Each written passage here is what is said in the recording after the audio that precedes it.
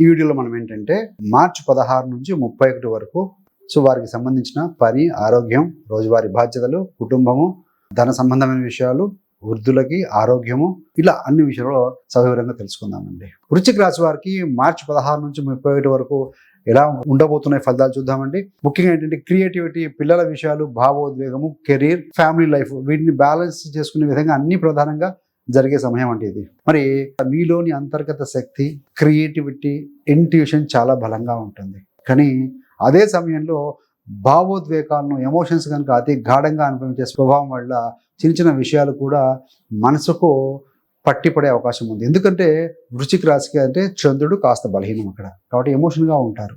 అన్ని మనసుకు తీసుకోకూడదండి. పిల్లల గురించి, వారి చదువు, భవిష్యత్తు, వారి ప్రవర్తన, ఇవన్నీ కూడా మీ మనసును బిజీగా ఉంచుతాయి.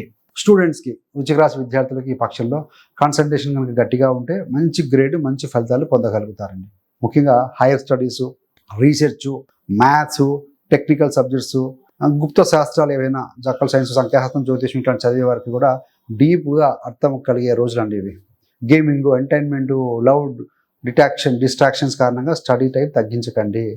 రాత్రి కొంత టైం తర్వాత, నిర్ణీత టైం తర్వాత మొబైల్ పక్కన పెడితే కనుక చాలా తేడా కనిపిస్తుంది. ఐస్ డిస్టర్బ్ అవుతాయి, సబ్ కాన్షియస్ మైండ్ డిస్టర్బ్ అవుతూ ఉంటుంది. కాబట్టి ఎల్ఈటి బెడ్, ఎల్ఈటి వేకప్. మరి కెరీర్, ఉద్యోగం సంబంధించి వృశ్చిక రాశి వారికి వారి యొక్క టాలెంట్, ఐడియాస్, క్రియేటివ్ ప్లానింగ్ ద్వారా ఆఫీస్లో ప్రత్యేక గుర్తింపు తెచ్చుకునే అవకాశం ఉంటుంది.